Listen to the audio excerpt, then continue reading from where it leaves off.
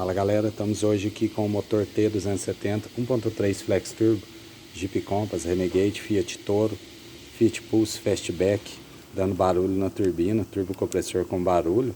Veja bem pessoal, dá uma observada para vocês verem, isso aqui você nunca viu acontecer. Tá vendo as aletas do turbo ali, ó? A aleta do turbo quebrou, galera, tá vendo ali o pedaço dela? Quebrou. Essa aqui ainda tá inteira ainda, mas não quebrou. Essa aqui partiu, tá vendo ali, ó? O que é aquilo ali, pessoal? Olha bem ali para vocês verem, ó. Isso aqui, galera, é filtro de ar do paralelo. O cara usou o filtro de ar de má qualidade, tá vendo ali? O filtro soltou o pedaço, caiu no metade, caiu no pedaço na aleta do turbo, tá vendo ali, ó? Quebrou a paleta do turbo. Pessoal, por isso que eu falo, turbo, vida útil dele tá no filtro de ar.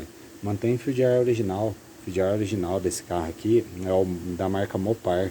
Não usa filtro do paralelo não, que é o pedaço ali, ó, comeu a aleta, entendeu? O carro de locador usa só filtro perigoso, tá aí, ó. Vamos trocar o turbo compressor, já estou montando o turbo novo, resolvido o problema. O carro estava com baixa pressão, acendendo luz, certo barulho alto de turbo soprando, baixo rendimento, resolvido o problema. Pegar uma turbininha, já estou montando aí, vai ficar filé. Top demais, né, galera? Deixa seu like aí, seu comentário, grande abraço a todos aí, valeu, galera.